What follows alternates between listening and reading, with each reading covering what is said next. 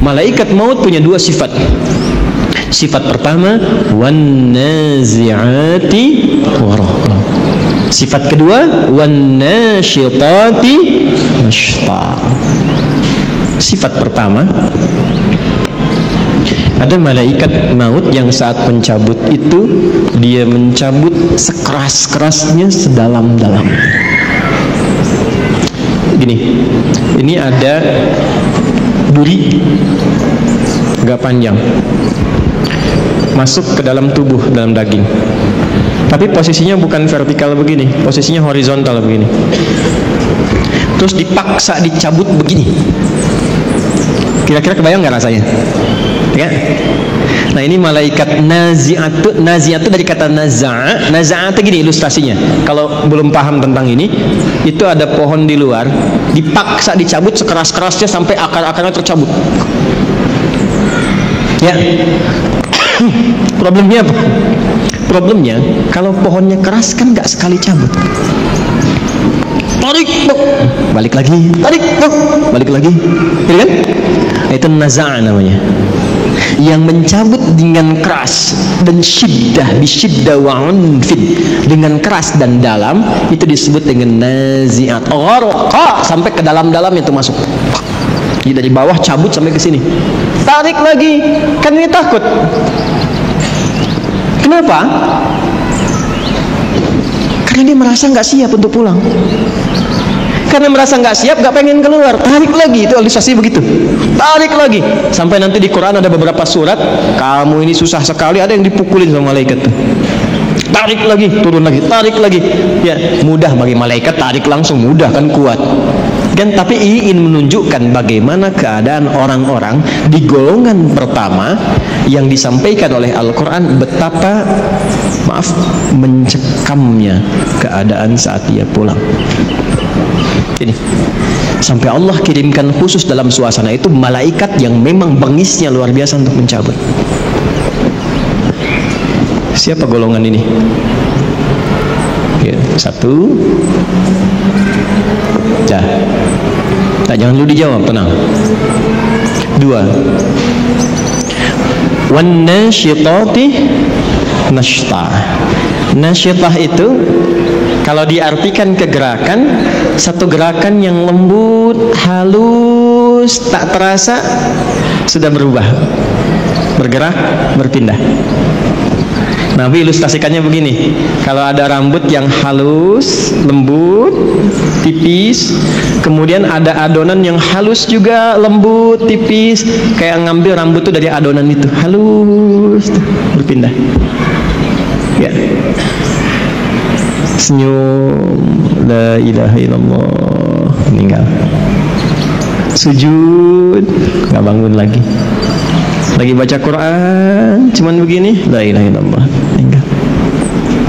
Dan menariknya, yang seperti itu sekarang sudah banyak ditampakkan lewat video. Tuh. Kalau sudah Allah tampakkan ayatnya menjadi kauniyah dan belum sadar juga, maka dengan cara apa lagi Allah berikan hidayah untuk bertobat? Antum klik deh ya, klik misalnya di YouTube dah, ya, wafat husnul khatimah, orang syekh mengajar meninggal, baca Quran wafat, sujud wafat, klik, lihat bagaimana cara wafatnya. Nah, itu Allah tugaskan malaikat yang kedua, wan nasyitati nashta.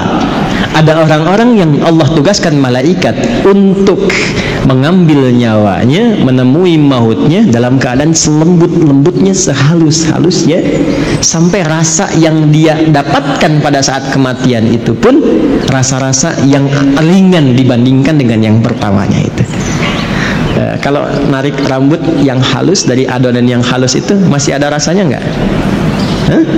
Masih terasa kan, tapi ringan kan, lembut. Itulah yang menyebabkan orang kadang berkeringat saat meninggal itu. Ya, diambil, tenang dia meninggal, tenang. Tapi ada rasanya, ada.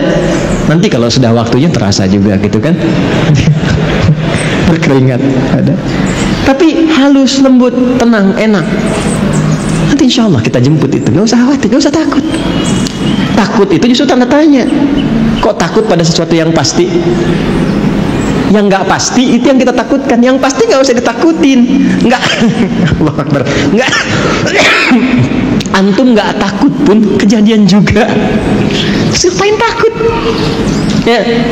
Jadi yang ditakutkan tuh yang belum pastinya. Nah, yang belum pasti itu bekalnya, amalnya apa?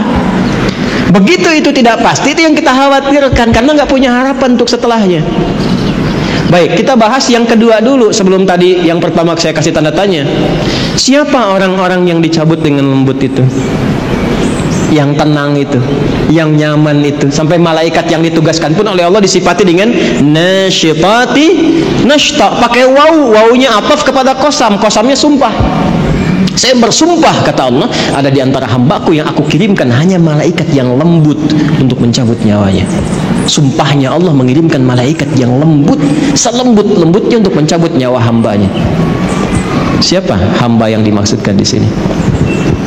Teruskan dulu ayatnya. Was-sabihati sabha, fas-sabiqati sabqa, fal-mudabbirati amra, sampai ayat 5. Allahu Akbar. Ini kuncinya. Was-sabihati di sini masih pakai qasam. Sabihati sabha. Setelah itu pakai fa ditertib. Fas-sabiqati sabqa, pakai fa. Fas-sabiqati sabqa. Setelah itu apa? Fal-mudabbirati amra. Fal-mudabbirati amra. Udah sampai sini, sampai ayat 5. Ini kuncinya. Ini sindiran halus dan tajam sekali.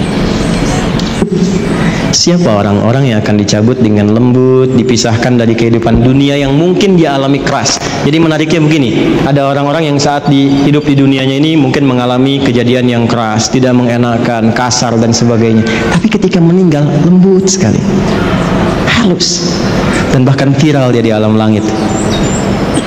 Bagaimana orang-orang ini kemuliaannya? Allah contohkan lewat tugasnya malaikat.